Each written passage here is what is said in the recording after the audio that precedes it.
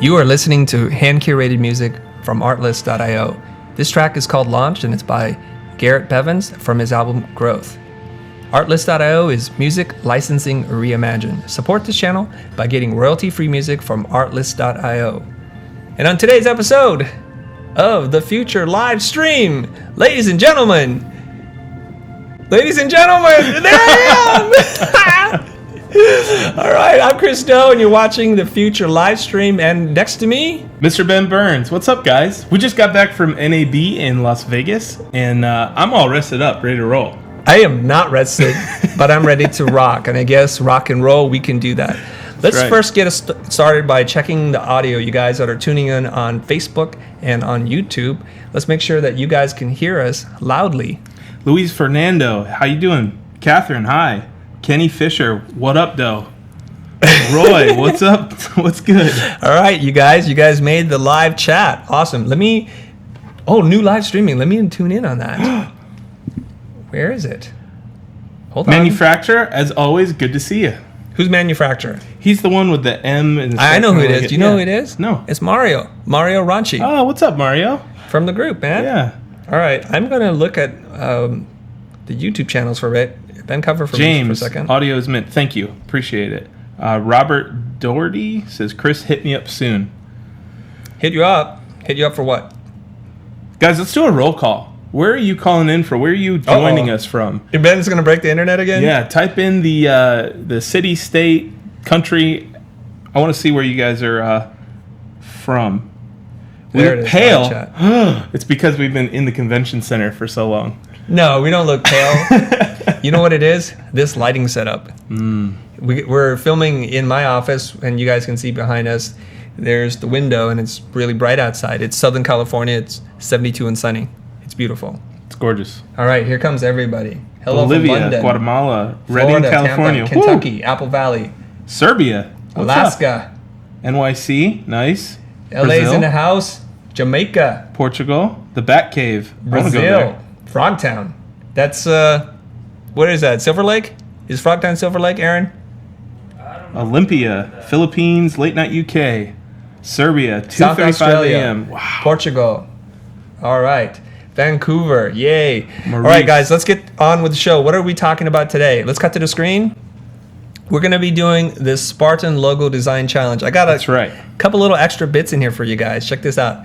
Okay, so first, for a lot of you guys that don't know what's going on, let's talk about the recap of the Spartan Logo Design Challenge. I'm going to spend a few minutes about that, and there's really good things, and then we're going to critique your work at the very end. So stick around for this show, okay, guys? Now, are we judging like the winner right now? No, we're not judging the winner.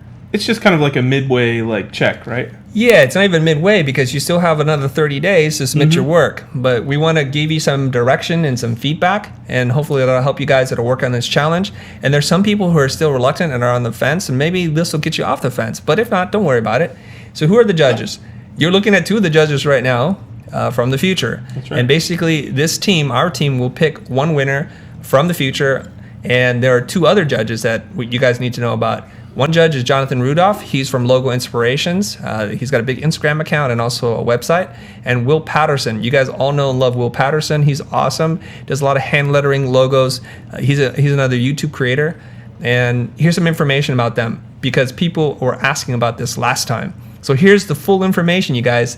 There's this wonderful thing. You guys can screen capture it so you don't have to ask me in the questions afterwards. Command Shift 4 or 3. Depending on what computer you're on. Yeah. Okay. So Jonathan Rudolph at Logo Inspirations. And if you want to go check out his website, it's logoinspiration.net. He's got close to 400,000 followers. Last I checked, he's probably over that mark already. That's crazy. One of the judges. And the other judge is Will Patterson. And he's at Will Pat. Hopefully I got his Instagram account correct. And he's got a company called Break Designs Company. And he's got over 102,000 YouTube subscribers. We're chasing Will. We're like really close to catching up to Will. And then I think we caught him. Did we catch him yet? Yeah, We're really close. We're really Stay close. tuned. All right. So here are the details. We'll include the details below in the description, you guys. You guys can get all that information. And I have to apologize. I was kind of rallying a little bit that all this information was there. And then Ben told me, whispered in my ear, it's like, no, we don't have that done yet. So we quickly got it up. So how can you guys get more information on the Spartan Logo Design Challenge? Go to thefuture.com/blog, all right? And you're going to go down to the bottom right there and click here for full contact details. Ben and I are going to work on this so that it's a little clear as to that's a button that you need to click on. That'll take you to a Dropbox and you get the full file. Well, what's in the full file? It looks something like this. It's a 4-page PDF and it has very specific instructions on how to participate. Tells you that this is not a sanctioned, completely unauthorized design challenge that we're doing, mostly because I run the Spartan race myself. And I think there's an opportunity here to get this design right and sell some merch, but they're not capitalizing on it. Sorry, we're going to have to cut. Got a little issue here. And what's the problem, guys? Who cares? Keep rolling. Don't cut. Just YouTube. I don't care. Let's go. Sorry. Our team's on thing. We're not going to worry about that. All right, guys. Sorry for that momentary pause there. Are we broadcasting still? We are on YouTube. Okay, Cool. That's fine. No matter. Our audience is on YouTube right now. Anyways, check this guys out. Check this out, guys. Okay, here's what to design. You could basically do just about anything. You're going to create a word mark. Word mark is critical because some of you guys only submitted a symbol. Yeah. You have to include a word mark and or a symbol. Symbol is optional. You have to use the word Spartan race. So if you just show an abstract mark, it's not going to qualify, even if you have a brilliant symbol. Okay, guys? And you're going to use this t-shirt template mock-up that we've already provided. Some of you guys are not doing that. And some people are getting really creative with changing the backgrounds and changing the shirt color to make it impossible to read. Yeah. That's not helping you at all, okay? So don't get too creative here. If you throw a lot of imagery in the background and it's not supporting your design, you're doing yourself a disservice, okay? You can also include additional typography or any elements that you think are appropriate based on research. I gave you a suggestion. One is called Prepare for Glory, all right? And the prize, the prize is we're gonna print a book, like a real physical book, like a coffee table book. but it's not gonna be that big. People assume a small coffee table book. a coffee table book for small people. We're gonna take all the pages that we think are really good, including sketches, grids, process, all the things that you guys submit and provide to us. Yeah. We'll include in the book. And of course, 3 winners, we will also make sure that that's clearly denoted. It'll show you the Future's pick, Will Patterson's pick, and also Jonathan Rudolph's pick. All right? That's how that's going to work. And so the rules are there for a reason, because when we print this book, we want it to look nice. And so if everybody uses the same template, it'll just look great. You'll be able to flip through and see your entries in there. So do so. Follow the rules. All right. So those of you guys that are dyslexic, like Scott J, who says he always reads it as spray tan and not Spartan. Now, oddly enough, some of the designs do look like spray tan. Yeah, a little bit. And so we kind of have to watch out for that. The other thing that you guys need to know that it's the deadline. The deadline is May 31st, 2017 at midnight Pacific Standard Time. Anything that comes in after that, I'm sorry, you missed the deadline and them the breaks, okay? Yep. You also need to post this on Instagram. Some people are complaining, don't post it on Hipstagram. They don't like that. They don't want to deal with it. I'm sorry, that's the way we're doing it. We created the competition. We're giving away the prize. We're critiquing your work, so we get to write the rules. You guys, if you don't like the rules, create your own competition and everything will work out just fine, all right? The reason why we need to do that is Instagram makes it easy for us to scrape. We can then pull the images off the internet by searching for the keyword. So the keyword is the next thing that's really important. By hashtagging Spartan Logo Design Challenge. I know it's a mouthful. You can hate him. He's the one who came up with it. It's very specific. I don't think anybody else is going to use that hashtag. Yeah, it's a mother of a hashtag. Spartan Logo Design Challenge. Hopefully you guys can spell correctly. Otherwise, we will not see it. So in preparation for this particular episode, we did a search for that exact keyword. All right, and we're going to show you some of the results of that. The other thing you need to do is to tag and follow The Future is Here at Logo Inspirations and at Will Pat. That's critical. All right, what do you want to say? Catherine's asking, do you pick a winner and is there a prize? Catherine. Were you not listening to the broadcast? Home girl. Yes, there is a prize. It's the book that we're talking about. And You get the there will book. be 3 winners because each of the judges will pick 1 winner. And we might have a 4th winner. We might have the Audience Choice Award. So whoever gets the most votes, when we kind of narrow down to the finalists, maybe we can do something like that. Okay? Audience Choice Awards. Something Jason, like that. you're asking where you can get the shirt. It's on the website, man. It's in the keyword. here's what the shirt looks like. Let's cut to this slide. Oh, he's talking about my shirt. Oh, this shirt. This shirt. Ben, this shirt's too big for you. It is. It is a little bit. Why'd you ask for such a big shirt? We couldn't find the other one, so this is one size up than I normally wear. Oh, okay. Yeah. And you're still slimming down. A bit. Every week you guys tune in, you're gonna see a little bit It's not a lens thinner. trick. a little bit thinner Ben Burns. He's on the diet. He's on the exercise. He's full on California now. That's right. Okay. Anyways, this is what the template looks like, you guys. So if you post something that doesn't look like this, meaning it's full frame graphic, we're just not going to consider you. So a lot of you guys have really good designs. Make sure you use the template. We have already done the hard work of including the PSD file. A question that we get a lot is, can I enter more than once? Yes, you can. Enter as many times as you like, but avoid showing us slight iterations. Yeah. I'm seeing that too. Like you'll change one thing and then you'll call it a new design. Well, I'm not going to consider that. And that actually might hurt you because then I might overlook the one that you want me to look at and I might pick something totally different. Okay? Make sure your designs are distinctly different when you submit. And try not to break out your posts into like 50 different posts. Yeah. 50 different posts. It's cool to show process that way, but we want one single final piece. Well, the thing about Instagram is you can upload multiple images and you can show process that way. Don't do one post per sketch or something. Yeah. It's just too much for us to look at. All right, you're just flooding the whole internet. Anyways, so the question is, are you Spartan? Are you Spartan, you guys? Well, Cheryl, are you Spartan? Are you sleeping? When I repeat it, and there's don't troubleshoot on the job. All right, are you Spartan? So we've gotten 201 posts so far, and it looks like this. You guys, check it out. There's a lot of you guys that have submitted work, and it's really cool to see that. Super cool. Okay, and it's growing. And as Ben and I were going through this, there's like a lot of diverse ideas. Mm-hmm. There's some like really amateur designs, and there's some really high level, and a lot of stuff in between. So we picked out some images to talk about some of your work. But before we get into that, I have a surprise for you guys, because you know me, I'm always about trying to educate our audience to help everybody that's in tier 1 to move out of tier 1. And so this is kind of the foundation that we need to learn. Yeah. And this is an ongoing thing that I'm going to be doing. I'm going to be sharing things that I've learned at Art Center, things that I may have forgotten, but I'm going to bring it back for you guys, okay? So here's a preview of the typographic terminology document we're working on that will also animate just for you guys. Check this out. All right, so first, this is the cover page. That's so good. Min design. It's all centered, but it's really beautiful. And it's using the typeface Mrs. Eves. And I remember posting this and somebody saying, I didn't know Chris likes serif typefaces. I love serif typefaces. You just don't see me using it often. But Mrs. Eves is definitely on the list of typefaces to use and to choose. So here we go. This is what type looks like, okay? So we'll get into a little bit of type terminology here, all right? So you guys, and the reason why we need to do this, and Ben, there is a test after this, Okay. so pay attention here. When we're talking about your logo, we're going to try to use very specific language. The reason why we use language is because it says, or terminology is because it says we're an expert, that we know what we're talking about. You know, we're talking about very specific things. So there's the baseline and the X height. And the way that you calculate the baseline and the X height is based on the lowercase x, because it's the only letter that sits on both the baseline and the X height because of the serifs. They're flat on the top and the bottom. Interesting, yeah. That's why it's called X height, okay? And we learned from last time, all the curves of curved letter forms overshoot the X height and the baseline because it's optically feels like it's sitting on the baseline. Right. If you were to actually stop it at the baseline, it would feel small, okay?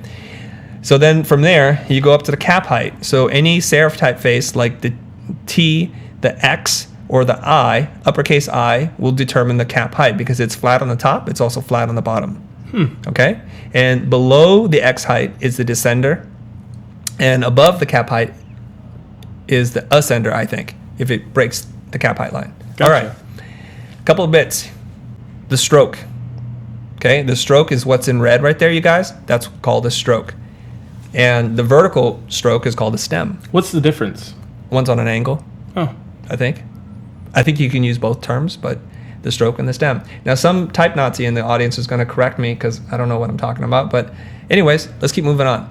The stress, okay? The stress is where it transitions from thick to thin. Interesting. A lot of self-taught, quote-unquote, designers don't understand where the stress points are, like where it should be the thickest. Ben, you and I talked about this. Yeah. The stress point, the thickest point, should not be at the top of the letter form. It should probably be in the middle section. And depending on the style of the letter form, it's usually in the middle or a slight angle. Okay? And it's because when Nils gave that lettering instruction, you remember how he held the chalk at a very specific angle? Yeah. That determines where the thick and thin points are. I see. Okay? Okay. And it's never held vertically.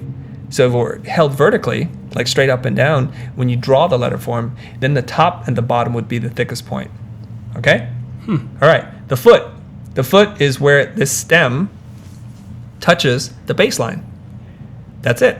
It's right there in red for you guys. Okay? And these are arms. All three parts are arms. So there's the stem, the vertical part, and the things that shoot out to the right. Those are called the arm. All right. The shoulder. The shoulder is the curved stroke attached to the stem. So far, so good, you guys? All right. These We are are all called... like anatomical so far. Yeah. Foot, This is the arm, anatomy of typography. shoulder. Yeah. Yeah, And those are easy okay. to remember. Yeah. The shoulder around your, right there. So you guys can remember that.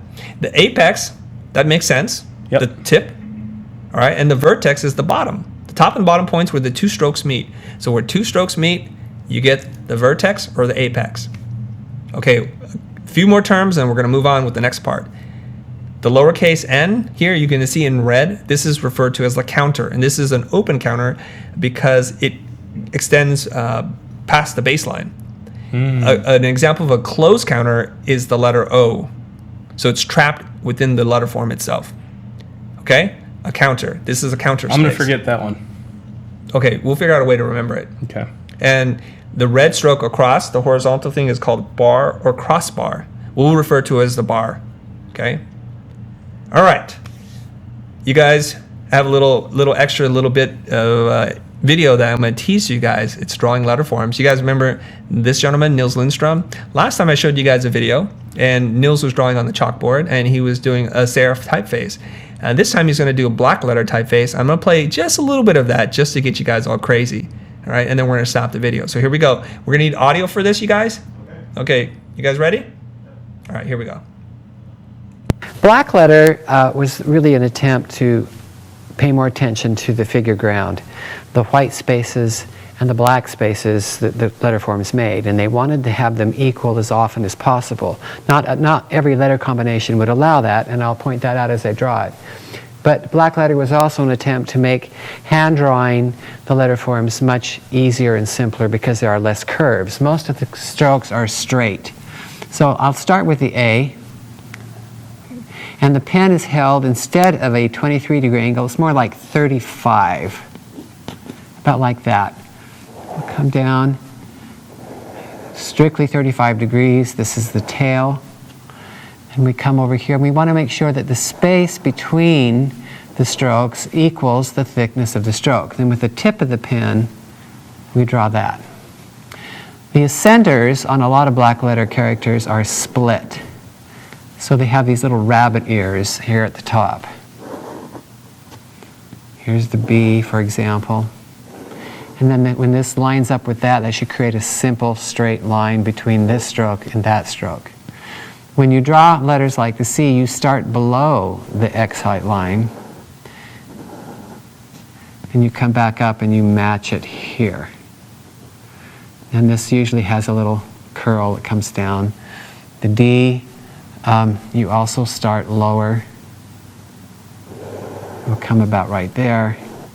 The D has this fun little piece that comes down like so. The E also starts below the base, the X height line, excuse me. This comes up, down, and then with the tip of the pen, this connects to the stem and creates the E shape. So it's very similar to the C, except there's an openness here. The F, and this serif at the bottom is centered on the stem, like so. Here's the F and the crossbar. The G, you start below the X height, move in. This comes across, like so, up, and then that comes down. This comes out this direction. This joins it, and then you have a thin line right there. The H is in the center, so it's split at the top. There we are. And we center the serif at the bottom.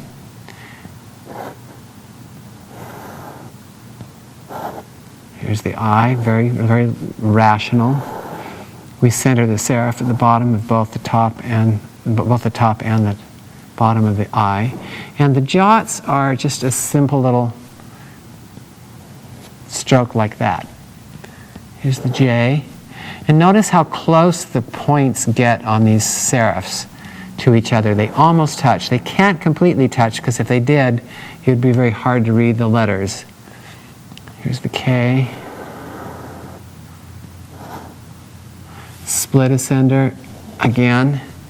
And this comes up, down, and straight out, down, and out. All right, JKL.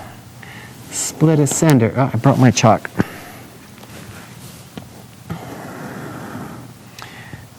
Center the serif at the bottom. Do the rabbit ear. The M. This gets a little complicated here because the entrance serif to the M comes in like this, and then this is centered at the bottom, but that's not centered at the top. So I like to draw them like this, then come back and pull the stems down, and then center the serifs at the bottom so that we make sure we understand that's an M. The N does the same thing. We center this at the bottom. This comes out, down. The O, pretty straightforward.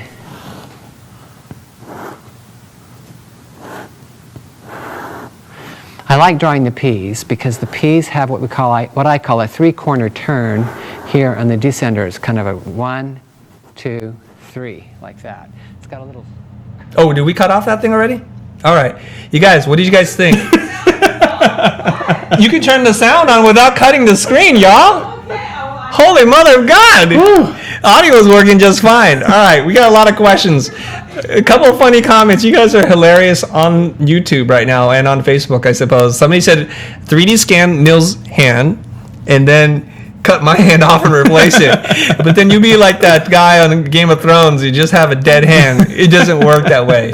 Obviously, Nils has been teaching lettering for a really, really long time. He was my teacher, and I've been out of school for over 20 years. So after a while, you could just do this in your sleep. And he makes it look easy. I've tried it myself, and it's part of the assignment. Use chisel point and draw these letter forms. But after you draw the letter forms with a chisel point pen or a calligraphy pen, you start to learn how fonts were designed, how typefaces were designed. It's all based on this. And it's quite wonderful. It's amazing. So somebody had this question about what's the difference between black letter and Gothic? And thankfully, Mr. Ben Burns is a quick study. He has the answer to that question. Mr. Ben Burns? Yeah, so I didn't know. So I just Googled it. And basically Gothic is the period of time where black letter is actually the style of the type. And it's called black letter because it's just overpowers the amount of white on the page. It fills it with black. All right, excellent. And there's some really funny comments. And Alec Miller, I think, said, "Don't tease us, Chris.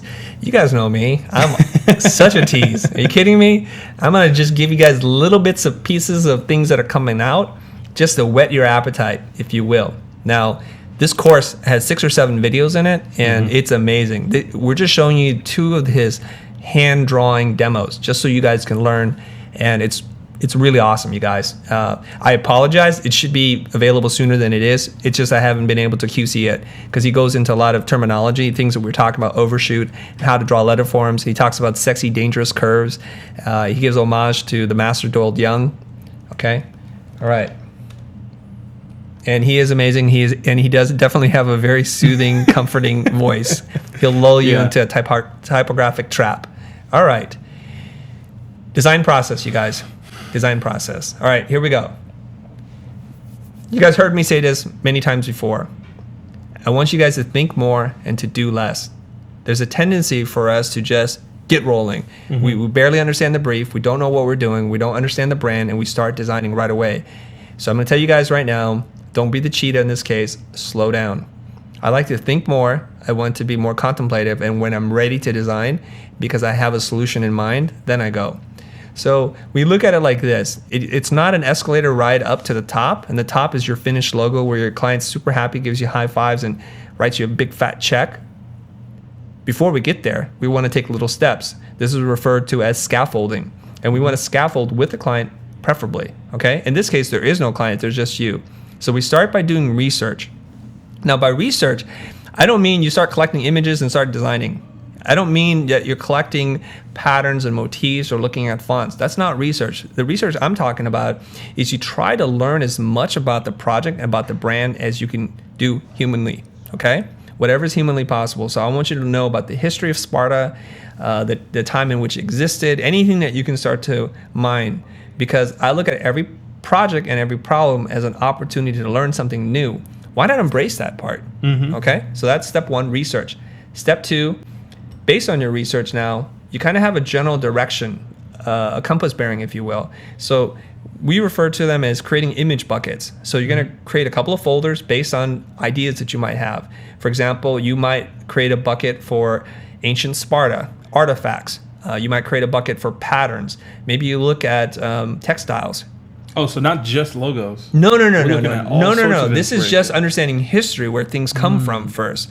Because you're going to condense a lot of history and story into a singular mark or letter form. Hopefully. Right? That's the idea. But if you don't know what you're doing, you don't know what it's based on, well, what are you doing? You're just making up stuff. And the designs really tell me that you don't know what you're doing. The designs I've seen so far.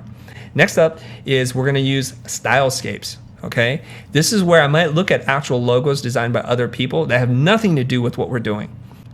And we might start to kind of shape where we could take this. Is it a clean modern thing? Is it retro? Is it serif? Is it sans serif? Is it black letter? Is it brush script? I don't know. And I want to create a stylescape. Yeah. So you're going to curate the images, and you're going to start to drive it down this funnel. So we're getting narrower and narrower as we go. All right. If you guys don't know what a stylescape is, we do have a whole video series on it. It's on the channel. Look it up. There's at They're least two amazing. videos, and the people that are in the Facebook Pro group have a third video. It's called Revenge of the Stylescape, where I go really deep into what that is.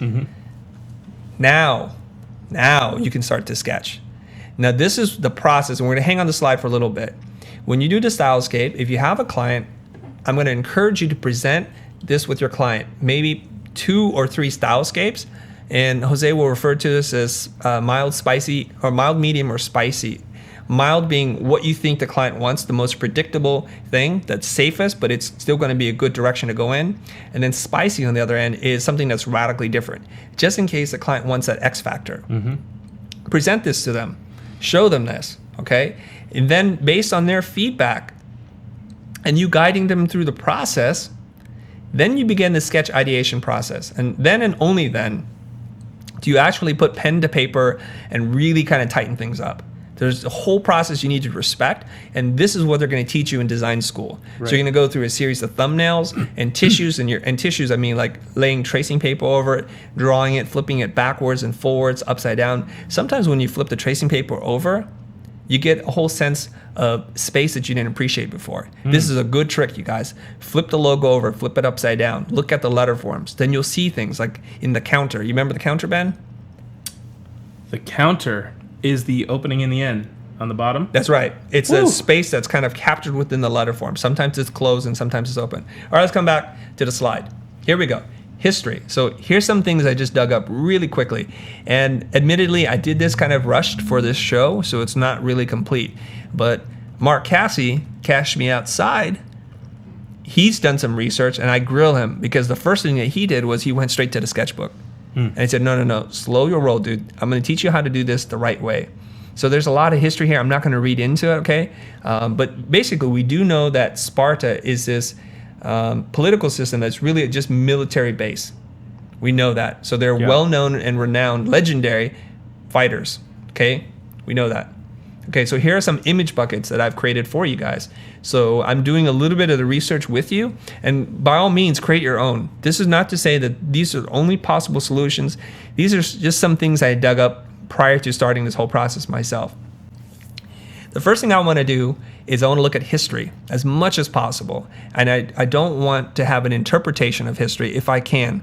Now, there are a limited number of artifacts that have been scanned in, so I believe the left image here is a CG render. I feel like it's CG, right? And I'm not sure if any of these other ones are CG, but I'm trying to find things that are real. So the ones that have the patina, the grayish green thing, the helmets at the bottom, I get a sense that they might be real or they might have been aged for film. But I want to look at the different kinds of helmets because I don't want to depend on an artist's depiction. I want to look at history, okay? I want to look at their armor. I want to look at their art and all that kind of stuff. So I also found some Spartan coins, all right? So I'm looking at that. The shield, I believe, is a replica from the film itself, all right? So that's what I'm looking at right now, you guys. Next. I'm looking at images now. Now you can see that there are many different kinds of rendering types of a Spartan helmet. And it's all over the place. And I love that. And I want to see that. And why would I want to do this? Ben, why would we want to do this? Sorry about that. I was answering questions online. Okay. Why would we want to look at these images? Because we don't want to reinvent something that's already been designed and not know that that's the case. Right. And I also now, because I know what the foundation looks like, I can then look at these interpretations, see like the decisions that they made. So you can see there's quite a variety of different interpretations of the Spartan helmet itself. And during the research, I also found other symbols and flags and things like that. And the idea of two swords crossing over, the two-headed eagle or whatever that thing is. Now, something that's interesting here is a lot of times when I did research, I would start with this, with the looking at what other designers did. And I think it's probably smarter to start with the actual historical stuff that, your process is better. Okay. It's always helpful to start at the source. Yeah. So if you're looking at an artist, don't look at somebody else's derivative work if you can. So what I'm seeing here also is some kind of Greek letters, which is kind of cool. I'm seeing the Greek key, which is that repeating symbol at the top. It's over there somewhere, you guys. Yeah. It's like 1, 2, 3, 4 in from the top. Okay. You can see the Greek key and the laurels. Interesting. That's very Greek, right? If you ever wanted to use laurels, this would be the time to use it. I like this kind of bird that's incorporated, and the upside down, it's an A without the crossbar on it. And I don't know what that means, but I know that's relevant to the Spartan army, that shape, that symbol. Okay. And the bird is awesome. That's cool. All right, and you can see here there's a couple different things going on, and there are different teams that have raced or mascots that people have designed before, so they have their own t-shirt design. So it's kind of interesting to look at that. Okay, now I'm gonna look at the brand. Now this is where a lot of you guys might have screwed up, you guys, the brand. And I pulled out some copy from the Spartan race, and I want to read some of this to you, and hopefully you guys are gonna figure out where this is all going. Okay, so here's one. Your time is limited, so don't waste it living someone else's life. That's Steve Jobs. So they're pulling a quote from famous people, and they're attaching it to the Spartan race. The brave do not live forever, but the cautious do not live at all. Okay, there's another one. You ain't gonna get the butt you want by sitting on the one you got. Oh, I like that. You like that, huh? Yeah. Do today what others won't, so tomorrow you can do what others can't. And look at this guy. He's got a mohawk. He's covered up in dirt. He's climbing up this rope upside down, and he's just trying to ring that bell. I suspect he's trying to kick the bell. Maybe that's a technique. Next one. Believe in the burpee. Anybody that knows about the Spartan race understands the burpee. The burpee is the penalty for not completing a challenge. Sometimes I feel like giving up. Then I remember I have lots of mother effers to prove wrong. So there's an edge to this. There's a tone. There's a grit too. There's a grit. There's a grit in the Letterforms. It's distressed. Here's another one. Conquer your obstacles, literally and figuratively. Okay, last one. Be so good they can't ignore you. A quote from Steve Martin. Okay, you guys understand? Like overconfident. There's swagger in it. It's almost a little salty, Well, there's this whole idea about proving other people wrong, and it's a rallying cry.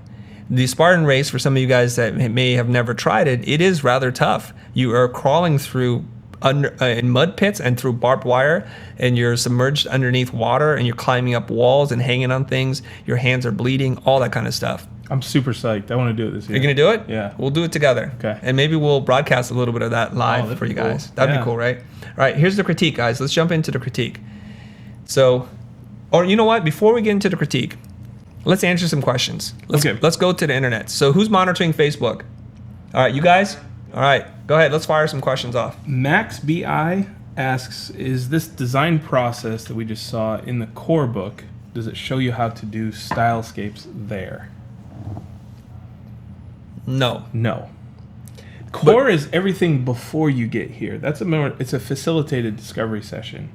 But this process is really well documented on our YouTube channel. It is, and it doesn't exactly walk you through every single step. That's why in the pro group we created the Revenge of the Stylescapes, where I really get into it. And if ultimately that's not the answer you're looking for, we will create a kit specifically just to teach you guys how to do Stylescapes.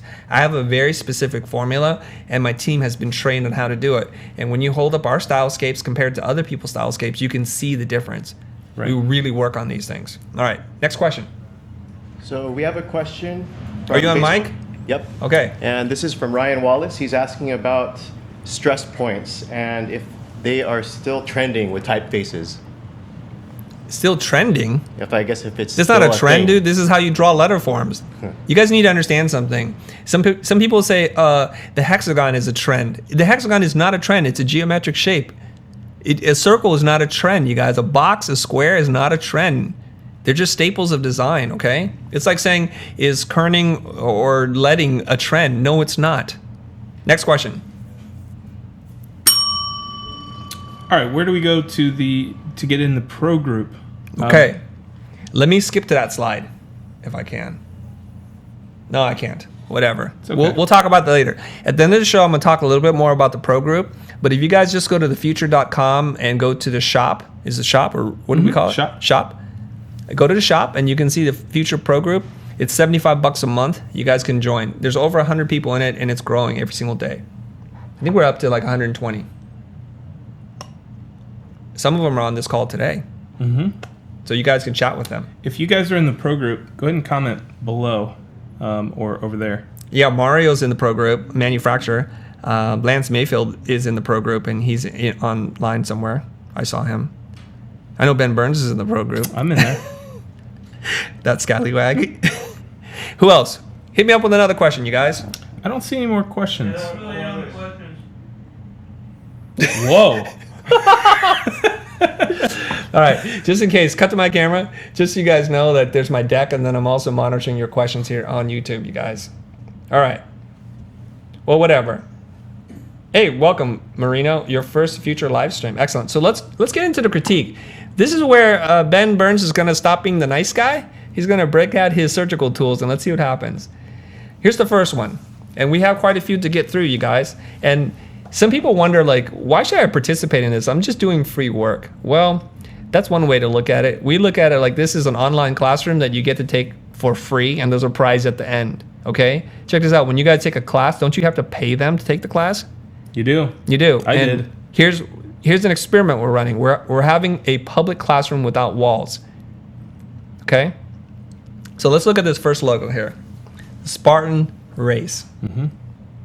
What do you want to say about it, Ben? Can you see the screen? Yeah, you can see it, right? You're seeing my screen. I think the typeface is right. I think it's on brand with what they have now.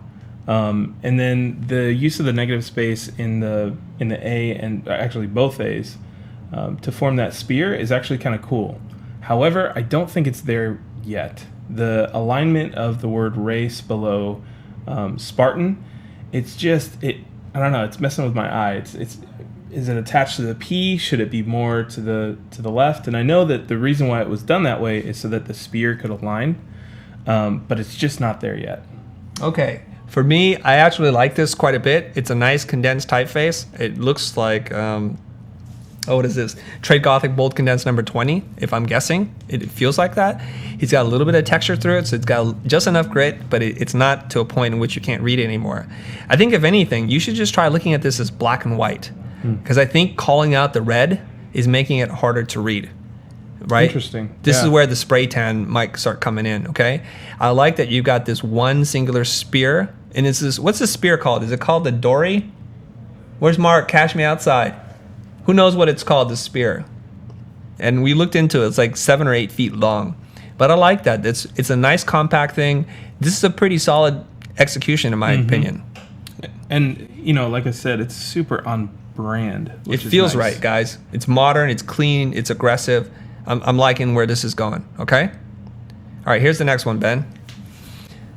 The Spartan race, prepare for glory. So this has a baseline that's kind of at an angle, and the typeface is skewed a little bit, right? So it could be one of these designs where you kind of typeset it all the way like horizontally, and then you skew it a little bit. Okay, so, you know, it's almost italic, which I actually kind of like because it communicates motion, right? So it's moving forward. What I don't like about it is it's super busy. And I think separating the icon out is probably a good thing, and then losing the tagline altogether. And then having 2 icons with the helmet and the spear, it causes a lot of like visual confusion in my brain. Okay. There's a couple things going on here. You have 3 lines of copy, Spartan race and prepare for glory, and you have 3 point sizes. That's a lot of changing in point sizes. You guys know how I feel about this. Just be careful of that, okay? I'm not sure that was needed. I think the other thing you could have done was to take the helmet and tuck it underneath, under the negative space, under the A and the N, to tighten up this unit. I see what you're doing here in that you got these 3 triangular shards shooting off the bottom of the helmet. To fill in the negative space. You wouldn't need to if that was already down there. Yeah. So those triangular shards are a little distracting to me. And you really have to be careful about negative space, especially negative space that looks like a letter, because it almost looks like Spartan Ray C. Yeah, where it does. There's an extra E at the end. Yes.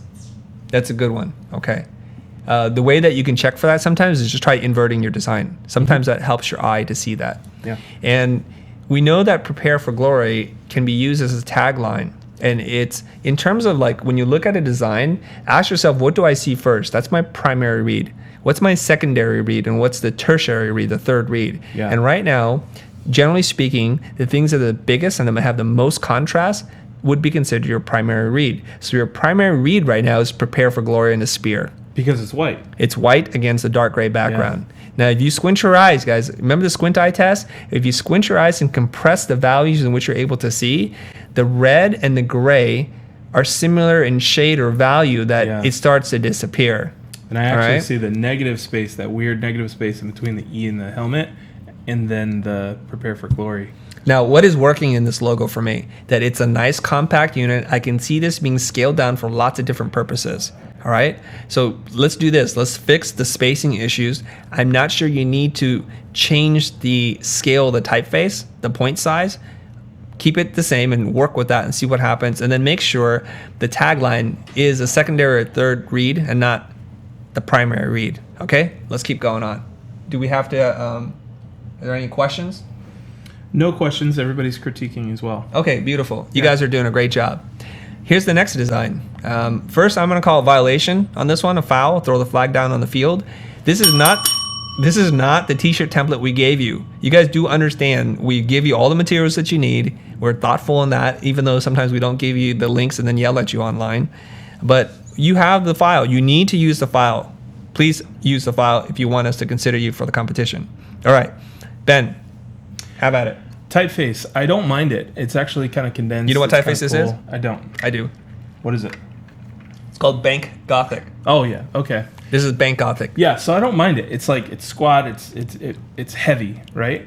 But then you pair it with this kind of thin, wispy S inside this circle, and there's a severe conflict there visually. I think that it's totally off-brand. Number one. What does it feel like? It just feels like corporate almost. Feels a little corporate. Yeah. This is anti-corporate, you guys. This is against working in a cubicle 9 to 5, putting in your 40 hours a week. This is your escape. And also, when you think of racing, you're moving, right? You're just running. And if you look at that shape, Cheryl, can we pull that up again? If you look at this shape, it's almost like a do not enter sign, where it's like, thank you, no smoking here. Yeah. And so it just kind of stops all the motion. Okay, what I'm seeing here, I did not see the S at all until Ben mentioned it. I have to be honest. I thought it was just an abstract symbol, and that could be okay. And it's a little reminiscent of like the the Green Lantern symbol. And there's something that's just funky about it. It feels modern, it feels tech, and it doesn't feel on brand. All right? You remember all those ads I pulled up, you guys? And that's why I did that, so that you would know what feels on brand. Okay? We're not changing the brand, we're just freshening up the logo. Okay, we got a great question here. All right, hit me. Jason Tam, for the logo challenge, do we need to conform to the Spartan Challenge branding? This is where I think we get into a definition issue. You need to conform to the Spartan race's brand, but not necessarily their visual design. So we're not asking you to use the same typefaces, we're not asking you to use the same icon, but you have to communicate what they're trying to communicate. And that's that grit, that determination, that kind of stuff. Yeah, we're not reinventing the company, guys. We're just giving the logo a facelift. Yeah. To make it more appealing for merchandise or for whatever else, okay? All right, next up, Spartan Race. Now, there's a whole process to this submission. I've seen it online on Instagram. And they're trying to combine the helmet and a foot. Helmet and foot, all right? Oh. That's what it is. So it looks like a see. footprint a little bit. So here's my critique on this, okay? This is a very modern typeface. I believe this is avant-garde. It looks like avant-garde or some version of avant-garde. Maybe you guys have the bootleg version. And if you guys recognize that typeface, it's very much the typeface that Adidas uses. I was just looking that up. All day I dream about sports, okay? Adidas. And so it has that sport vibe to it. And this is kind of funny because this is owned by Reebok. Their competitor. Their competitor. So there's don't walk into the meeting. It's like, guys, I got this beautiful typeface. It's avant-garde. And they're like looking at you like, you idiot. So we need to change that. But let's look at the hierarchy here. What do you see first, Ben? A bird? The helmet icon. Yeah. I see a bird as well. So there's this weird shape that looks like a beak. Yep. It reminds me a little bit of Tony Hawk skateboard brand a little bit. So it's funky as heck. So sometimes when you try to combine two things together, you get this abomination in the middle. Yeah. And I'm thinking that this is not clear. It doesn't read like a foot. It doesn't read like a helmet. It reads like a bird. Yeah. Okay? So that's the problem there. Don't try and get too clever with these things. The other thing, too, is I want to remind you, when you have the foot, and I'm being literal here, it's not a barefoot race, you guys. Okay? You're just running with shoes, and it's muddy, and it's dirty, and it's nasty, but you're not running barefoot. Some people do, but it's crazy to do that because there's rocks and crazy things you got to get over. The next thing is this, is you see the bird helmet, and then you see the word race. Where's Spartan in all of this? It's a Spartan brand, you guys. That should be the primary read. Spartan race, okay? So you have three elements that don't really work well together yet. I don't know why it's kind of scaled in and offset, so it's not even lined up. Because imagine this, you guys. Sometimes when you design a logo with a lockup like this, you need to break the elements apart. Okay, so when I take away the icon, the helmet, if you just put your hand over that part, guys, everybody do this right now. Cover up and close one eye and cover up the helmet. Look at that thing, okay? It also looks like Nordstrom rack, right? The thing is that now it's offset and it's totally not balanced. Right. And this is a strange lockup, so let's work on that. Easily solved if you worked with one typeface, one point size, justified left. Okay? Let's keep going. All right, look at this one. Okay. So a couple of things I like about this right off the bat. I like the typeface. I think it's appropriate. And honestly, I really like the geometric angle that this designer took with the helmet design. I think it's kind of fresh. I think it's, I don't know, I like it. What I don't like about it is we've got this little chunk of red on the lower left-hand side that's just kind of sitting there. And I'm not really sure if that was intentional or if it was just because the mask kind of covered that piece, but it feels left out. Also, we've got this square, and I'm not sure if we're trying to communicate this is a mask inside of a box or a square, because we've got these two things on the bottom where the mask kind of comes to a point that just jut down. So there's a couple of weird things there. Also, I see a lot of people putting the registered mark on these, and Wait, what's wrong? I don't know. It's not registered. That's a government thing. So let's let your No, you can do that. composition. You guys can do that. Okay, you guys can do I'll that. tell you why. Okay, you can put the TM where the circle are. Some people do that because it's another design element. Presumably, if this were a mark that got approved, you would register it with the government, and that's fine. It makes things look official. I see. So that's why people put that in there. So I don't mind it at all. This is a really solid execution, you guys. I don't know why it feels like low res to me. Like maybe somebody did this in Photoshop or something. It just feels a little crunchy. Let's just make sure this is all vector art, okay? Now, here's the thing with this. I don't mind the asymmetry. I like asymmetry a lot, and maybe they explored it being symmetrical and it was just a little dull. This is very abstract and geometric, and I like their interpretation. I think they're showing a lot of design skill here. And if I'm not mistaken, again, this is another Trade Gothic bold condensed number 20 typeface. And when you use a good typeface, you're like more than halfway home, you guys. Yeah. All right. So here's what I think. You got this cool geometric kind of icon. Let's try to integrate this Spartan race with that mark. Right. How can we do that? A couple of ways. So Mr. Ben Burns, maybe you can pull this file up and I'll buy some time and we'll revisit this. Let's open up Okay. this file in Photoshop and let's see if we can do a little bit of trickery here. And are you connected to the thing? Can they see your screen, Ben? No. We have no means for them to see your screen? Nope. You sure? Unless we unplug yours. Huh? This is We the- can't this see is the Ben's tablet. computer? I thought we got Ben's computer to work. No? All right. Okay, That's we'll do okay. that next We time. can take a pause and do it. No, okay. You guys, okay, team in the back, you guys start working on that while I continue on. We'll circle back. So let me talk about this. One, Can I think, ask you a question? Yeah, Okay, and this maybe this is me. yeah. That little piece down in the left-hand corner. The Does left that wedge. bother you? It does not bother me. It doesn't. But I'm going to talk about Okay. maybe how to resolve that for you. Okay. Okay? All right. Here's what I would do, you guys. Take the Spartan and the race and scale it so it aligns right and aligns left. So it's flush with those two parts. This is step one in terms of making it feel like an integrated design. Step two, you see how these angles at 45 degrees, you guys? See if you can modify the letterform Spartan and cut letterforms off maybe at the bottom or certain parts like the T and cut them at the same angle. This ties the two together. Mr. Aaron Droplin loves modifying letterforms, and this is an instance where you want to do that. You don't want it to feel like here's an icon that came from outer space, here's a typeface we put together, right? I don't mind just simply typesetting something beautifully and saying that that's a logo. I had no problems with that, but really try to add a flourish. You could easily take the edges of the stem of the E and cut off an edge. And we're gonna do that in Photoshop in a little bit once we get this thing set up, all right? Another thing that you can do, and this might satisfy Mr. Ben Burns, is to pull the baseline, if you will, of the icon, pull it all the way down and knock the Spartan type out of that. Try to integrate those two things together and see what happens. Can you say that one more time? Yeah, so you see the baseline. Cheryl, cut to my camera or do split screen. All right, you guys see the bottom edge of the Spartan icon, this helmet? What if you pull that down and then made the Spartan race type white and integrate it into one lockup? Yes. So it's not something you're gonna separate. Right. I think then we might be able to solve your problem, okay? Yep. Then you have components. You have the icon, you have the type, and you have the two together married.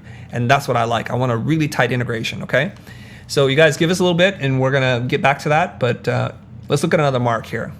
Now, during our research, we saw this form. I don't know what it is, but this kind of A without the crossbar or an upside down V. And there are lots of explorations that do this. And I think this is quite nice. Here's an example, I think, you guys, where somebody has used an element and incorporated. So that same shape is repeated in the word Spartan and in the word race. So there's some spacing issues maybe. Maybe the leading needs to be tightened up a little bit. This S, the letter S, looks a little funky to me. I'm kind of wondering. Does it look upside down? Is that? I don't know. I can't tell. This is one of those, I don't know what typeface It's like that is. half Futura, maybe. No, the baseline, the X height is too low. Okay, I don't know what typeface this is, you guys. I'm sure somebody on the internet knows. It does look a little like Futura with the corners of the N, but it's not Futura. Okay, the S looks funky to me. I don't know why, but it looks a little top heavy. Anyways, this is something that you want to work on. Okay, this is a very clean design. It does feel on brand, even though it doesn't have the distressing. Okay, maybe there's a scale issue that the icon might be a little bit big relative to the logo type, the word mark. So let's work on that a little bit. I like this. There are a lot of designs that were submitted that look like this. So you're gonna have to figure out how to make yours stand out. Okay, next logo. Oh, guys, we want to include this one. Check this out. This is a whole process video, and I'm going to play it.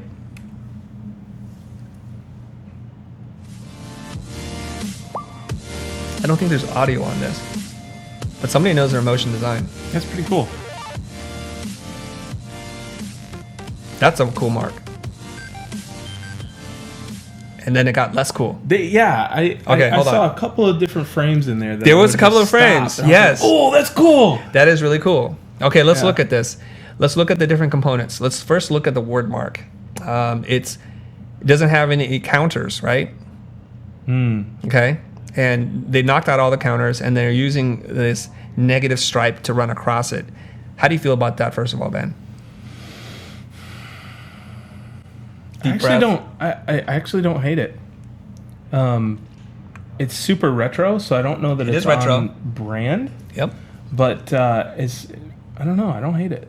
You know, I actually kind of like it. Yeah. It does feel a little bit like Total Recall. Yeah. Like it's future retro. Yeah. Right? It feels a little military because I can see this easily as being a stencil. Yeah. And there's that a little spray effect in there, so I think that's working for it. And you see those horizontal lines. I mean, it's almost that kind of communicates motion as well. So it's just things moving right through it. I would suggest that you try one without the horizontal lines and see what else you can do to this kind of letter form, this like chunky letter form, and see what else you can do. I'd be interested in seeing that. The thing on the left is the weakest part to this logo. When I look at it, it looks like a hand grenade with a pin. Mm-hmm. And there were moments in there when he was drawing the helmets and these Is it vertical not? things. It's a helmet, right? It's a stylized version of the helmet. That's the, I don't know, the feathers or the plume, whatever that's called on the helmet. See still not see that seeing shape? it. I'm not See the seeing shape it. on the top? Okay. That looks like the mohawk thing. And then that Oh, the biggest shape is the the mohawk thing, whatever The that thing's fancy called. thing, yeah. We should know what that term is called since we didn't do our research. But then there's the helmet. So there were moments in there, and I can't stop it. But if I were able to stop the animation, you'll see that, well, maybe I can. Let me exit out of this. So Ben, talk to somebody about something, and I'll try and find the frame. All right, let me go back to questions and see if anybody's got anything for me. Shibani, hey, what's up? It looks like Trump. Come on. Let's keep this non-political. It would have been cooler if they used one of the frames from the process video. I agree. That's what we're trying to pull up. Errors. Okay, let's cut back to my screen, full screen on my thing. There were moments in here that I thought this looked really cool. Super cool, right? That's really cool. It's like kind of in the negative shape, and they deleted lots of bits. That's a really cool frame. Yeah. I could almost see the helmet there, so it's like a little tweak to that, and I think that makes a really good mark. Yep. So I think if you can refine this mark and then try different typefaces with it in combination, I think you might have a winner there. Don't you guys agree? Does anybody like this mark better than the hand grenade icon they came up with? What do you guys think? I like it. I like it too. Right? So there's genius in the moments in between. This person seems to be really strong at motion design, so give me a call later. We could probably use you. Okay, let me step out of that and go to the next bit. We had a question about typeface. Go ahead. So Oscar is asking, you made a comment and you said that the current brand typeface is just right, but he's wondering, Who said what? Just right? Yeah, he said that you I say that? are saying it's just right. No, I never said that. Okay. Are you hearing He's things? Did I say mistaken. just right? The current typeface? Yep. He says when you think the typeface is right in regards to the current brand. So he's. I don't wondering- think that. Okay. That's Maybe why we're he's- doing this, you guys. And look, here's a little backstory. When I run the Spartan race and you were literally bleeding, there's blood, sweat, and tears. I saw a woman face plant into the pile of ash, a burning fire, and I was thinking, that's not gonna, you can't walk that one off. I mean, this is brutal. And so you want to kind of memorialize the event and go pick up a piece of merch, right? Mm-hmm. I go to the merch line and I can't buy a single thing. The visuals offend me. That's why I was thinking, man, wouldn't it be cool if somebody just made a cooler design? Okay, and you can race in team uniforms. So I was thinking, man, maybe we can work out a deal where the next time we run the race with the best design, I'll go have some printed up. I'll send you some shirts, and then we'll go race with your shirt and take some pictures with it. I think that'll be cool. Okay, anyways, any other questions before we cut back to the slide? Anybody? No? Okay, let's keep going. Let's go full screen on this. All right. Oh, man. Spartan race. Ben, go ahead. All right, so I understand what this designer was going for. What were they going for? You tell me. It almost looks like a helmet. The composure where the two guys are like fist bumping midair, and then there's the sun behind them. It's almost a helmet. But this is not a logo. It's far too complex. It's just It's an illustration. It is an illustration. It is an illustration. There's a lot of things going on here that my brain is just like. Well, try to articulate your brain exploding, Ben. I think that the typeface is wrong if that's a typeface. Yeah, it is. So you see the A's and the R's are the same. So you're going to want to pick one out of our 20 Something like that. to use. And then simplify. I would take out all of the water. I would take out the guys. I would just redo the icon altogether. I have no idea what you're trying to do with this design, honestly. Logo design is really about simplification and reducing things down to their essence. And this is in the exact opposite direction. I never saw the helmet. I have no idea what this is. So the helmet would be a stretch for me. Somebody said it's a footprint. I can't tell at all, guys. This feels like one of those camp t-shirts that you get when you go away for the summer. Mm-hmm. They give you out one of these things, and hopefully nothing bad would happen with a camp counselor. Here's the other issue I have with this, and I'm glad Ben pointed this out. This looks like a distressed handwritten typeface that you got. If you're going to do something handwritten, Handwrite it. handwrite it. This is not, this is not what you would want to do, you guys. Now, I'm not saying that 100% certain that this is not handwritten. They could have just duplicated the R. Okay, but the A is also the same, so I guess they wouldn't have done that. Guys, you want to stay off dafont.com. Just don't go there. Well, Don't do it. well, you guys resist the temptation. I'm going to give you guys a tip. One of the lettering assignments that Nils gave us as students was to use an unconventional tool or an instrument to create lettering. Mm-hmm. And to use so we went out into the garbage, into the woods. I picked up branches, weird instruments, and dipped them in ink and just tried it on different kinds of papers, right? So we would use paper towels, we would use something smooth, newsprint, and dip it in ink, and then that's how you get the handwritten look. All right. Okay. Use an unconventional tool. You could use a wax crayon, otherwise known as a China marker, and you can just jam things like that, or you can scrape things out of a scratch board. Do it yourself. And you guys have watched our show before. You guys remember seeing Mr. Kyle Cooper, a legend in main title design, when he designed titles for 7. They had somebody take a needle and scratch the titles into a film neg. Wow. That's how they did that, because they wanted it to feel authentic. They didn't go to Dafont to download something. And can we bring this back up? So I think that this is a great example that the tricks and techniques that designers use to communicate a certain thing can also be just horribly twisted. The handcrafted, the texture that's used here, it reminds me of the texture that they use on the Spartan race collateral, and but what I see here is more handcraft instead of grit, instead of overcoming a challenge. And so you kind of want to you don't want to let the technique dictate your composure. The composition? The composition. Okay. They're all talking about fonts and where you can buy fonts, but whatever, you guys. Get over that. It's really not about the typeface. Come on. All right. Here's another one. Spartan Race. This one's kind of interesting to me. This is like a black letter inspired S offset, okay, with, I think, a spear. And it's very clean, and they put it into a nice mock-up, like a deboss effect.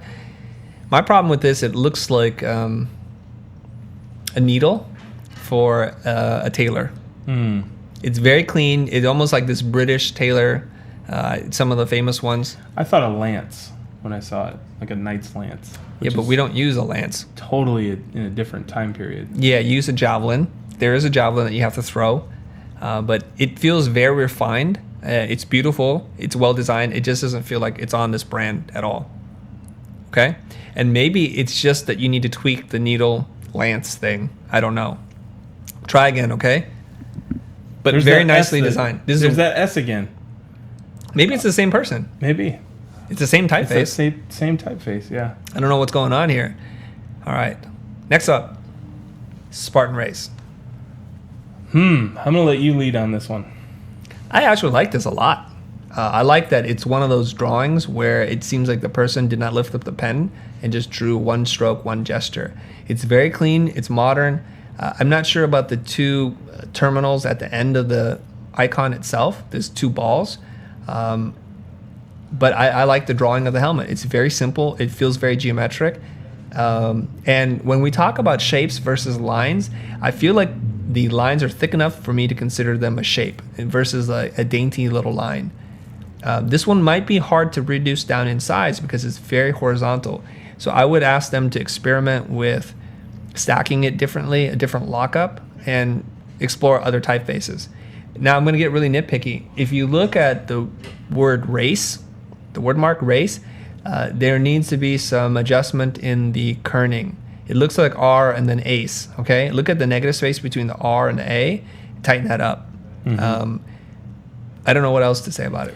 Go ahead. Honestly, like the helmet kind of looks like circuitry. The whole the entire logo looks like a tech company to me. So I think it's off-brand. I think what they're trying to do with those two dots is to denote the beginning and an end of the start point and end point of the race. Well, how'd you know that? I know these things. Interesting. You guys are too smart. Yeah. That's cool. You know, a lot of the marks can be safe or pushed on brand by just the way it's treated in terms of colors or rendering or adding a little texture. I'm not that concerned about it. If we have the mark and the lockup and it looks really good and it reads, like, did this read to you as a helmet or no? Yeah. Okay, so far so good. Reads as a helmet. The whole A to B thing, I didn't get that myself, but I like it. It felt like, I don't know, because I'm reminded of the earrings, you know, that have the balls at the end. Oh, it's a half open Oh, earring. gross. Okay. Or the ones that go through your I nose. totally did not get that, but You okay. know. But whatever. The barbells? Yeah, the barbells. That's what they're called. I didn't know the term. But I like it personally. And this is where Ben and I could agree or disagree. It doesn't matter. But I just want a tighter lockup. Okay? All right. Let's keep going. People are saying the same thing. Okay, here's another one. Spartan Race. Ben, you go. I like this one. I like it a lot because a lot of people are using all capital letters in their logos, and I think that this is a cool take on it. It looks a lot like Reebok to me. It looks which on is brand. Cool. The icon, I think it needs a little bit of work. I think it's a little bit over simple, but I really like that the way that the arrow is pointing to the right, and it may not communicate the same thing globally, but here in America we read left to right, and so there's this forward momentum that this piece has. Yeah, I think this is really nice design. It's very modern. My knock on it is the triangular right angle, right arrow. It doesn't read as a helmet to me. I know that you're doing that. And as Ben said, I think it's an oversimplification. It's too strong of a shape. It's something to think about. But I like that you incorporated some kind of secondary element, these other diagonal strokes, if you will. And I like that. It does feel Reebok. It feels very sporty. And you're using the entire canvas. And they even use the sleeve to put the Reebok logo in there. Yeah. And I think they're considering the whole design. Right. So this person, I think, knows design. They know what they're doing. This is not like an amateur hour kind of thing. And you can notice the repetition here. The diagonal lines come right out of the triangle there. You know, you Yeah, can the resize angles it and match. just Okay. Put it right in there. Nicely done. This is not a typeface I recognize, but I like it. All right. Okay, next up. Here we go. So this one, the opposite is true. Can we zoom in on this? Do we have that capability? Let me see if I can. I don't think I can in presentation mode, but I can do it this way. Let's try it. So the arrows are pointing the wrong way. They're pointing backwards, which is kind of weird. I like the shape, but it doesn't say anything about Spartan to me. So I'm wondering where the inspiration for that shape came in. It's kind of the wrong direction, not Spartan. The typeface is a little bit too chunky. make I that. thought you a little liked bit- chunky typefaces, I my do friend. like chunky typefaces. So now you don't like it anymore? Not for this. Not for this Why? one. It's just it makes it so solid. It's just I'll tell you why. static. I'll tell you why, you guys. When you use an extra bold typeface, it goes on the borderline of being whimsical, like really fat, chunky balloon type. That's what happens there. And if anything, we're the opposite of that, right? We Right. want it to be bold. We don't want it to be dainty, but there is a point in which it goes too bold. And you're going to run into issues of the counters closing up on you, okay? The aperture on the S, I think that's what it's called, the aperture, it's closing in. It's getting really tight, okay? And Ben likes things that feel dynamic, athletic, and there's movement. And there's lots of ways to do that. Making an extra bold typeface or choosing an extra bold typeface probably not the way to go. And it's a awkward lockup. You've got a symbol to the left, and you've got this long horizontal typeset and a tiny little thing at the bottom. I think easily if you just took the word race, dropped it onto the next line, justified everything left, and just worked with that, that's going to help it in terms of how this reduces. I can only imagine when this reduces down to a business card or even a metal, it's going to be very hard to read. Let's talk about the symbol, though. There's these two shapes. They remind me of a military symbol, because we talked about this being a military society. In the military ranks, if that were vertical, what is that rank? Is that sergeant? Corporal. And so there's a military thing, but I don't know. I agree with Ben. It should move. It should point to the right, unless this were some kind of like anti-aging cream, where it's like rewind, right? Yeah. Or maybe they're saying something like this is how you recapture your youth or your youthful spirit. I don't know, but it feels generic to me. Now, Go ahead. with everything aligning there, the tagline aligns Yep. left. Justified left. The size of the icon, the height Yes. is right there with Yep. the cap height of the font, of the typeface. Not quite. So, Not quite, but it's close. I can tell it's over. is it? Yeah, it looks a little over. It's so hard to tell, but if you look at the bottom of the P and you run a horizontal line across the P, because that's the baseline, that's the line you're supposed to snap to. I so see. the T and the T is a good one. Shoot that line across and you'll see. Right now, as far as I can tell in this low res thing, that it exceeds even the S, right? Right there. Oh, see, yeah, I It see a shoots little past ghosting. It looked like it was. It's hard to tell. If it matched, I would have complimented you. He almost complimented you until I stopped Ben from complimenting you. Complimenting retracted. All right, let's go back full screen here. Okay, let's keep going. Oop. All right, here's another one. We know the person who did this one. I won't mention their name just yet. And they've got a lot of things going on. Obviously, at some point, this needs to be on the t-shirt, as we had said. And forget about all the other stuff. Forget about the prepare for, just focus on the logo in the center. Forget about who's behind it and all that texture. Ben, what do you have to say about this? I think it's cool, but it's totally not right for this project. Well, what's cool about it? I like the way that the Spartan looks. it's totally hand lettered. It's got a cool brushstroke effect, and I like the way that they've emphasized the word Spartan and not race. And that's probably about it. I think it's totally wrong for this project. What does it feel like it's right for? Flowers and whimsy. Like chill, surf brand? Yeah. Yeah. When you guys use a hand-drawn brush script, it communicates a certain feeling, and it feels like that's not the appropriate space. If you were to take this logo and put it on some of the messaging that they put out, it would feel quite off-brand. I can't imagine running, for 5 miles, overcoming 30 obstacles, have, skin coming off my hand, bleeding, cramps in my leg, and then them handing me this medal and just like, what? This doesn't feel like it's on brand, okay? It's a beautifully drawn brush script letter form, but it's not the right brand. And I'm just going to say it. This is done by young Ted, and I think he's only 17 years old or 16 years old. Wow. And he's quite a good hand letterer. But the problem here is that this is when the designer's taste and style supersedes all else. And Ted is amazing because he's self-taught. He's a young guy. He's been hustling for years now. And this is one of those things where how many different styles can Ted do? Or is Ted stuck to one style? So most of the work that he does is done with Crayola marker or one of those Tombow brush scripts, and he'll just crank these things out. Okay?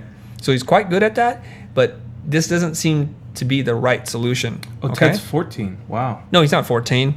Who said he's 14? Adam Kerr said. Is he 14 still?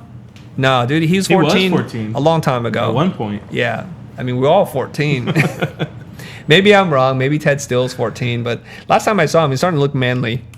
All right. Well, next up. a little question. Go ahead. Fire away. A lot of people say that it looks feminine. It does look feminine. What about that makes it feel feminine? Because it's a brush script, feminine? dude. You can see this on a can of potpourri. You really can. It feels fresh and spring-like.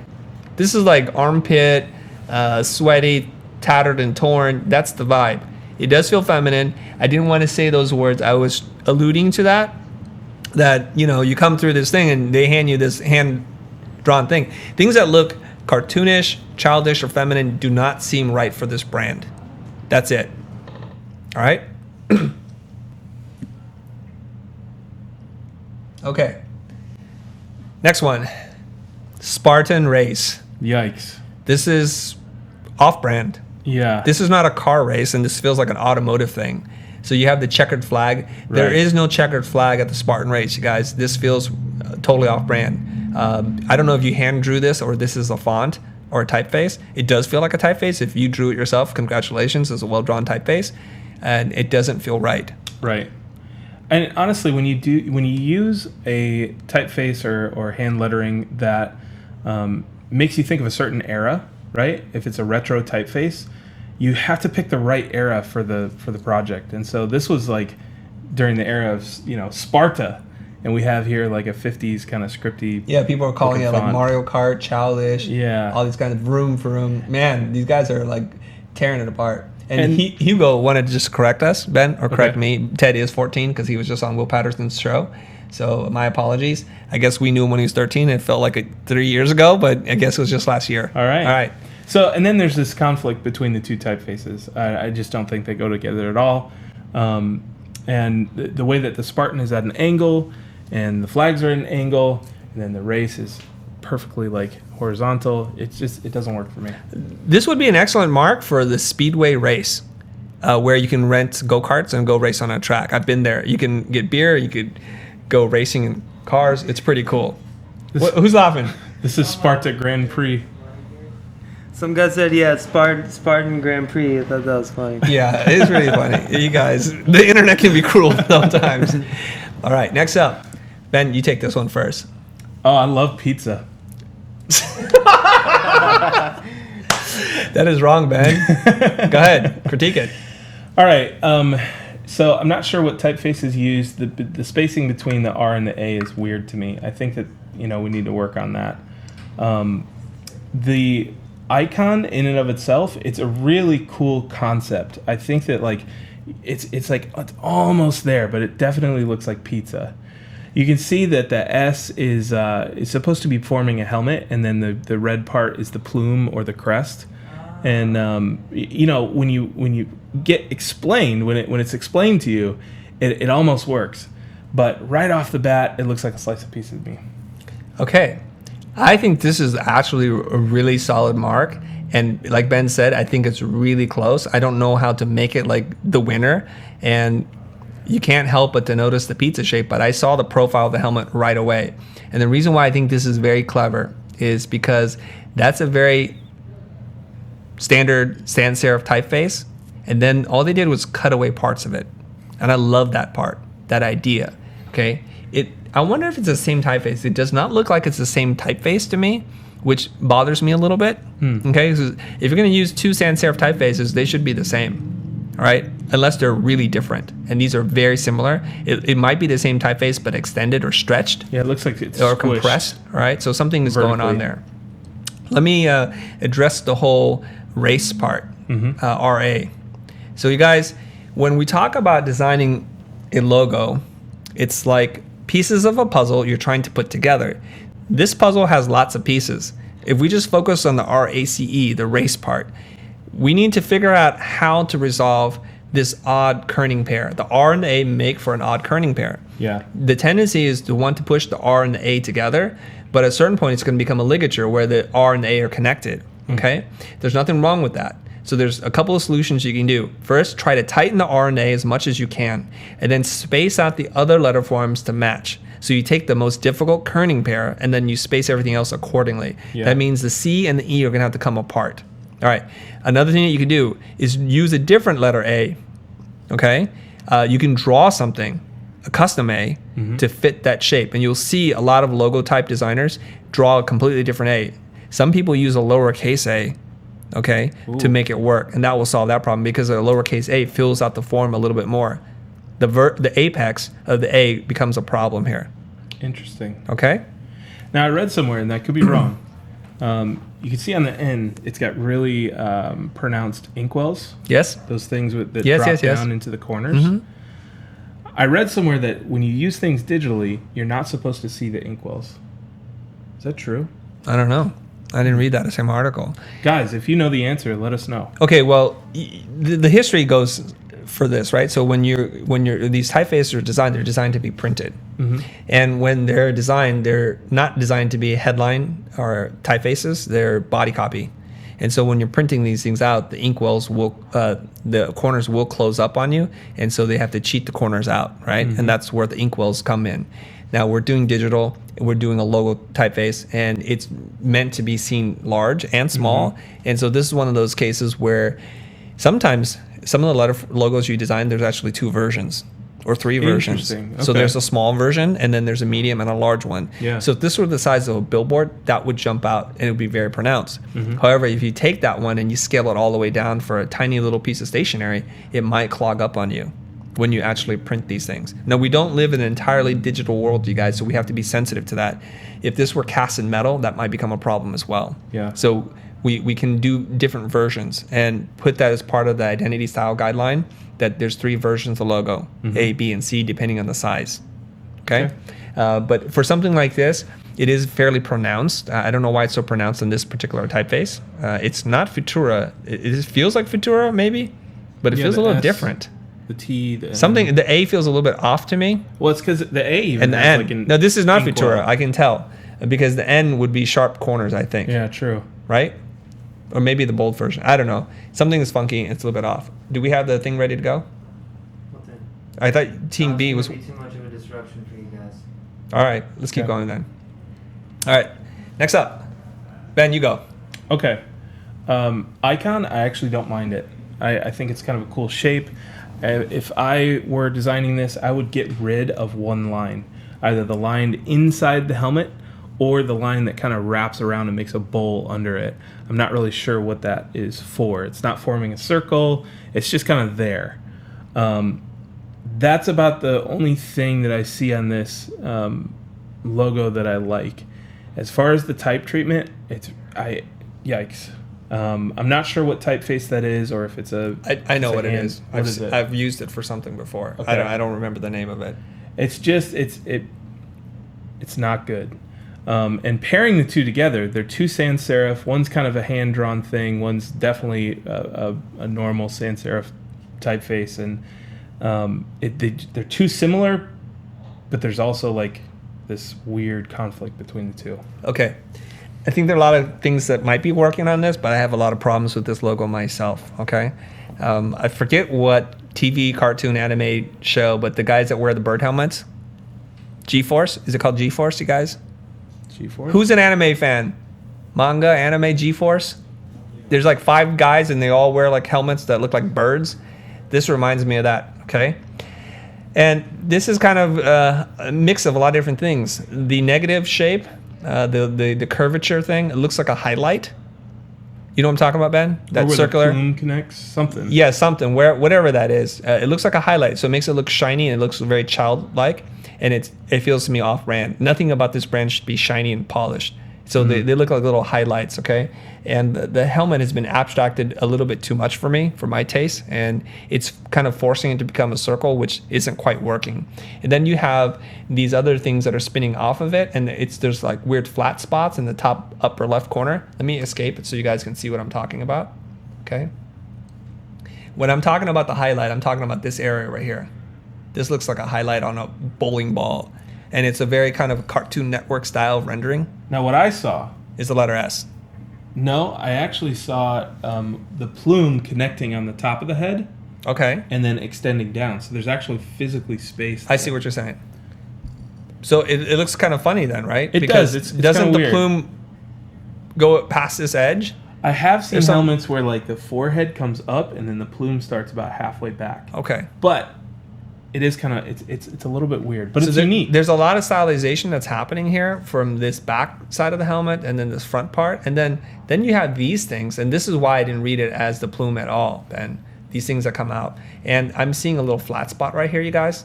So you see there's a little kink in that line. I think that this is indicative of somebody that went right to Illustrator, that did not sketch it. Because if you take time to sketch, you'll notice those flat points. Yeah, I can't say. I don't know. Sometimes That pen tool will can't tell get you. you. Well, you should know how to use a pen tool, but Pen tool will get you. all right. We got 2 more logos to review, and then we're going to wrap it up and then take some questions from you guys. The other thing that I want to tell you guys about how to use this device. Excuse me. How we're going to use this red underline. All right. When you draw an underline like this, you're trying to group things together. This is used as a separator. Spartan race, prepare for glory.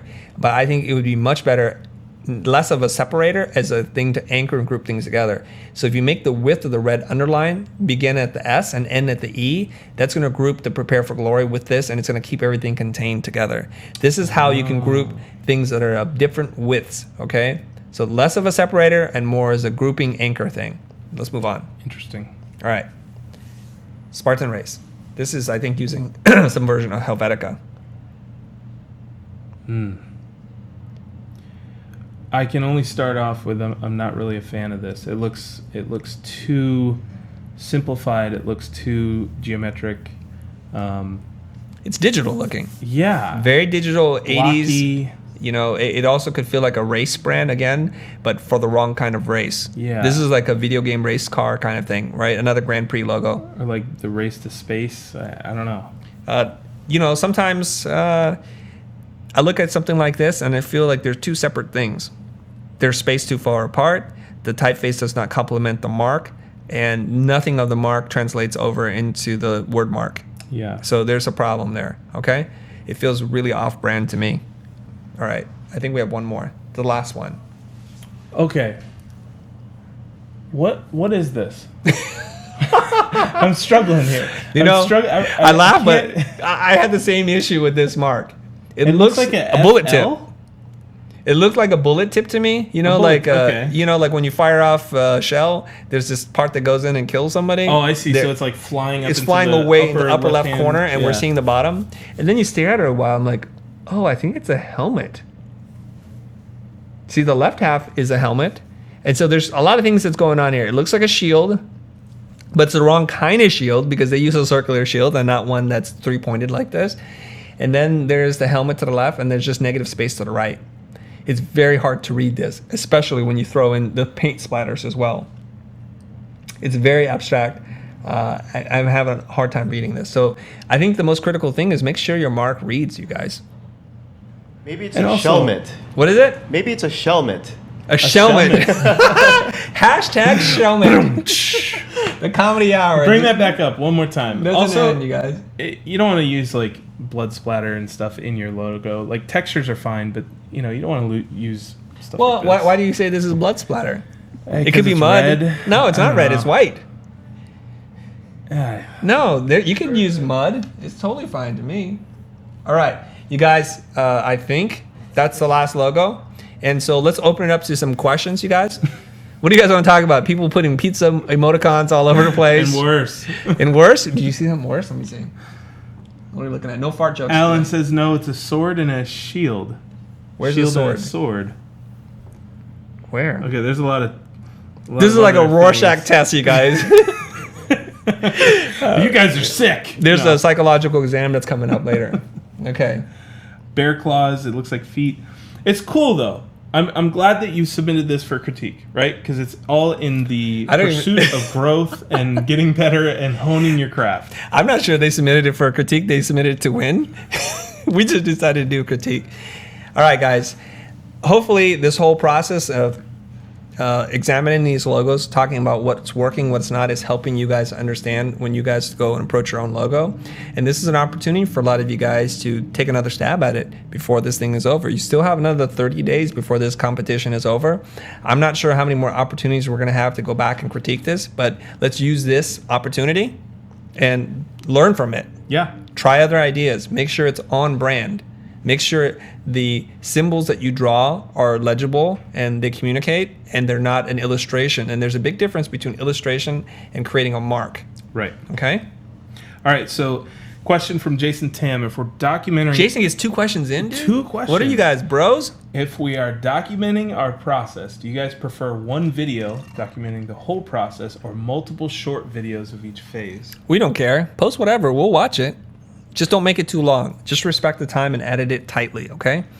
We like seeing the process, and we will try to include that as much as possible. But ultimately, create a good mark. At the end of the day, you need to create a good mark. That's it. And look, there's another big problem with this logo we saw. Where's the word mark?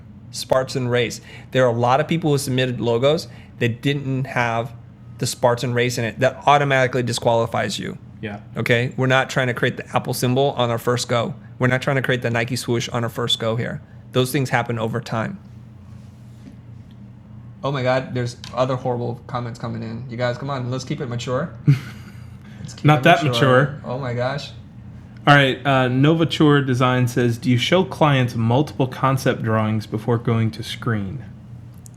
I don't show my clients concept drawings because they're too hard to interpret. If you show them works in progress, like little sketches, you're asking them to be your art director. Oh, like, why don't you change this? Why don't you do that? I personally don't do it.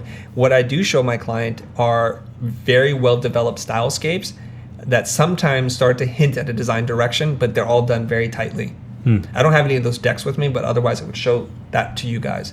I've actually presented sketches before, and it went really well, but these sketches were on point and they were very tight. Okay, I take that back because Jamie did just show our client a sketch, but I just want to clarify, you guys, our sketches are so tight that you might as well just take it to the printer and hit Command P. Yeah. Okay, they're very tight. It's the last stage right before we go and ink it in Illustrator and vectorize everything. Yep. Okay, so if you're able to create something that tight, then by all means go for it. I'm going to show you guys something here. Here it is. We are going to be making our own logos for this challenge. Yes, Oscar. we are. Okay, so look at this, guys. This is a sketch done by Nils. And it's I was for going to the say, did you future. do this? No, I just did it right I before the quit. show. I'm out. So this is a sketch, and at this level, you can show this to your client. But I'm talking about like a rough kind of scratch of an idea. I don't want to show that to my client. There's still too many things that we have to resolve, and that's the sketch that you can show. When you guys get a chance, could you go over the details of submitting? People still don't know how to submit. You can go over that. Come on, guys. No, we're not going to do that. Because all you have to do is watch this video from the beginning. We spent a good 5-10 minutes of going over all the details, and you guys are tuning in late. That's totally cool. Just go back to the beginning of the video. Futur.com, our thoughts, it's in the blog. I think it's just future.com/blog. Yep, that works too. Yeah, so we have that. Any other questions, you guys? Can we still submit? Yes, you can. It's 30 days. 30 days. 30 You still have days. a ton of time. How do we submit properly? Come on, guys. Don't make me get angry and go Hulk on you, all right? I'm trying to keep my cool When using here. the golden ratio, what happens when no circle fits your logo? The golden ratio doesn't suggest that you have to use a circle at all, okay? And a lot of logos are drawn with circles, and they're just circles that you are not aware of because they keep rotating and doing lots of different sizes, okay? Don't worry about the golden ratio right now, you guys. Just come up with a good mark. I would suggest, though, that you use graph paper and a mechanical pencil and start becoming aware of symmetry, harmony, rhythm, those kinds of things, okay? A sheet of tracing paper with a grid line on it would do you wonders. I got another question here. Far away, man. How did you guys pick the ones you weren't going to critique? Like, what criteria did you use? Why'd you pick those? Okay, the criteria that I used was 10 minutes before the show.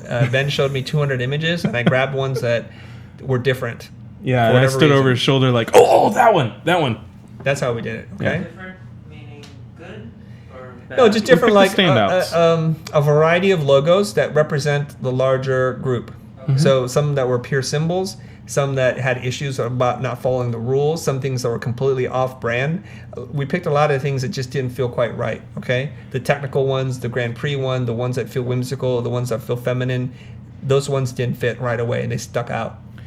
Instagram albums are allowed, but make sure for your final submission that you follow the rules. If you want to use more tags, great, do that. But we won't see it unless the tag that we asked for is in there. Okay, so what's the tag again, Ben? Oh, Hashtag. God. The Spartan. No, Spartan Logo Design Challenge. he doesn't remember his own crazy hashtag. What is up with that long hashtag? That is Mr. Ben Burns special. Specific, to the point. It's a little long for me, but the pizza ones. Yeah, we were hungry, so we picked the ones that look like food icons, guys. Man, I want pizza now. Don't do it. Oh, here All right, any other questions from Facebook? Kenneth Jones Animal Hospital is getting free exposure. You're right. Where is it? we go. That's on purpose. Free exposure, you guys. It's beautiful outside. It really is. Wherever you are, it's beautiful. Okay. Do we need to consider Reebok branding in our designs or just the Spartan Challenge? Just a Spartan race logo. Some people included Reebok. I wasn't even thinking about including it, and that's fine if you do. I thought it was kind of cool. Now, I'm not going to in my design. And maybe at some point we'll start to drip out some of the things that some of our designers here are doing, and so you can see and track along with their process. But I think Aaron's been documenting some of the critiques I've been giving to Mark. What's his name? Kashi? What's Mark's last name? Kasi. Mark Kasi's designs. And so you can see it mirrors exactly what we're doing. Well, who's laughing and who's doing what? MechFly Creative says, hashtag Spartan Logo Design Challenge brought to you by the Future. Zing! Got me. It can be a little longer. Ad says so, Mr. Burns. Oh, man. I will not put Ben Burns in charge of the hashtag naming convention in the future. All right, you guys? All right, here we go. Somebody had asked about the pro group. So let's bring up the slide. Yeah, maybe you guys can go over briefly, just the website and what you offer, real quick. Yeah, we'll do that. Let's do that. So, guys, I pulled a couple of the videos that we talk about behind closed doors. You can see some here, so I'll read some to you. We talk about bidding and estimating, bridging the gap, the user profiles part 1, and there were 3 parts to building user profiles, so we go deep on that kind of stuff. Mm-hmm. We do book reviews. One of them is the win without pitching, and there's 3 parts to that, believe it or not. Brand attributes, how do you do them? Creative strategies, the business of design, art of communication, and we do a little role playing. Lead generation roundtable, what's working for you? So we're talking to the group and asking them what has worked for you, what are best practices that we can adopt. And sometimes we have members become speakers. Mm-hmm. And so this particular episode was about CRM, HubSpot, and inbound marketing, and that was done by Sean Henry, and overcoming objections in the sales cycle. So these are videos that you guys don't see, and these are the deep business stuff, and we get into very specific things, bids, numbers, what percentages of charge, client horror stories, things that you probably don't want to share with the public, but they're in the pro group, okay? The pro group, I think, is at a ridiculously affordable price at $75 a month. There are other groups, other mastermind groups, and if I may just provide some testimonial for Mr. Aaron Pearson, who you guys know about if you watched the videos before. He says, I belong to a lot of mentorship groups, peer groups. This is by far, hands down, the best group. And it's a powerful network, and I can't guarantee you that this is going to happen, but a lot of our members hire one another. Yeah, So there's a lot of job sharing. Complementary skill sets that make them more powerful. When we talked about in a different video about teaming up with people and outsourcing work to help your company grow, well, this is a pretty awesome group. I'm not saying that that's going to happen and that there's a guarantee it's going to work out well, but we have developers, we have strategists, we have writers, we have web developers, we have SEO experts, we have inbound marketing experts, and we have designers. So it's a good mix of people in this group. We even have a couple of architects. Yeah. And I want to make sure something really clear is that if we can pull that slide back up, Cheryl, these topics were actually group calls. And so every week or 2 weeks. Every other week. Yeah, every other week, the pro group gets together, and it's typically like a 20 to 30 person call. And you get to ask questions directly to Chris Doe or I, myself, whoever's leading the call. And these are the topics that we talk about, and that's where the videos are coming from. So, that it's basically one-on-one time that you get to grill Chris. Yeah, grill me. Okay, what else have we got here? So there's a couple of questions. I also want to let you guys know, if you guys are in a part of the world where coming to LA is not really possible, I'll come to you. All you have to do is find an organization to pay me to come out and take care of my hotel, my airfare, and then pay me a speaking fee. I will be there. So I'm already talking to a couple of people after NAB now, which is pretty awesome, about going to Canada. Cool. So we're going to go to Canada and maybe Slovakia again. I don't know. Cool. There's a couple places, and maybe parts of Asia like Singapore. All you have to do is find an organization who wants this kind of design leadership kind of conversations happening, set it up, put the formal invitation together, and then we can get going. What's the speaking fee? The speaking fee, talk to me offline, you guys. But I'll try and make it affordable. It's a few $1,000, and I can work around the organization, okay? I'd like to get $5,000, and I think that's very affordable considering guys, other people charge $30,000. I really want to come to you and share the experience, and we can do an all-day workshop. We can do a 3-hour talk, whatever it is that you guys want. I'm game to do that. Let's see what else. Move to Mars and take us with you. It's hot on Mars and it's dry, isn't it? Jason's asking, he plans on visiting California next year. Can he drop by? I would reach out. We typically have meetups. I mean, we do a lot of client work here, and so this is a place of business. It's definitely like it's not a tour shop. It's not a stop by the gift shop anytime you want. But we're open. Just reach out and see what happens. Yeah. Okay. Do we know Spanish? I don't. Do you? No, poquito. Okay. No, I don't know. Aaron speaks fluent Spanish. My wife is fluent in Mandarin, but obviously we don't. We speak English barely, don't we? All right. So let's finish this out, guys. This is it. We're going to sign out here. Thank you for joining us, and I'm going to send you guys off with some music in a second here. I'm Thanks, Chris guys. Doe, and Ben Burns has been my guest today, and this is the whole crew. And here we go.